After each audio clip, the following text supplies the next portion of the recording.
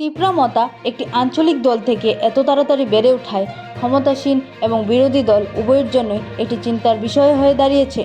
ত্রিপুরা 7টি বিধানসভা কেন্দ্রের নির্বাচন ঘনিয়ে আসার সাথে সাথেই বিরোধীরা তীব্রমতার অবস্থান নিয়ে বিস্মিত। রাজকীয় বংশীয় প্রদ্যুৎ কিশোর দেববর্মন দ্বারা প্রতিষ্ঠিত তীব্রমতার প্রতি বিভিন্ন রাজনৈতিক দলের নেতাদের প্রতিক্রিয়া নাটকীয়ভাবে পরিবর্তন হয়েছে। তীব্রমতা একটি ছোট আঞ্চলিক দল থেকে বেড়ে উঠেছে ডান এবং বামফ্রন্ট উভয়ের জন্যই একটি অনুভূত হুমকি হয়ে দাঁড়াচ্ছে। শাসক ও বিরোধী উভয় মতার প্রধানকে বোঝানোর চেষ্টা করেছে, কিন্তু সব চেষ্টাই ব্যর্থ হয়েছে। কিন্তু পরবর্তী সরকার গঠনের জন্য যে কোনো পক্ষের প্রদ্যুতের উপস্থিতি প্রয়োজন। যদিও বিজেপি স্বীকার করে না যে তারা তীব্রমতাকে সরকারে অংশীদার করতে চায়।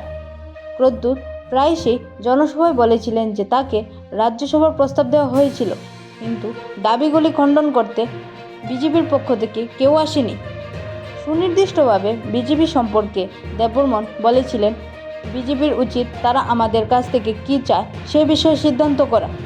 জাতীয় পর্যায়ের নেতারা আমাকে এনডিএর অংশ করতে চায়।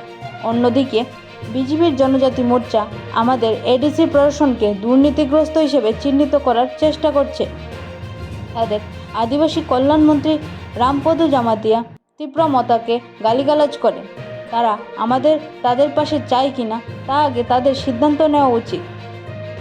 তিনি আরও ইঙ্গিত দিয়েছেন যে তার দল 2023 সালের নির্বাচনের জন্য পুরোপুরি প্রস্তুত।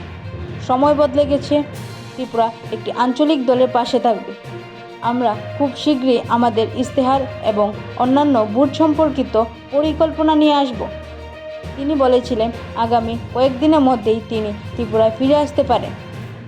20টি উপজাতীয় সংরক্ষিত আসনের বাইরে, যেখানে মতা অন্য যে কোনো দলের চেয়ে ভালো ফলাফল করবে বলে আশা করা হচ্ছে, সেখানে 12 থেকে 14টি আসন রয়েছে, যেখানে উপজাতি ভোট মোট ভোটার একটি উল্লেখযোগ্য অংশ। যদিও তীব্রমতা উপজাতি ভোটের ক্লিন সুইপ করেও আসন জিততে পারেনি, তবে এটি ত্রিপুরার সিংহাসনের জন্য প্রতিদ্বন্দ্বিতাকারী অন্যান্য দলগুলির ফলাফল পরিবর্তন করতে পারে। Bureau report, spotlight.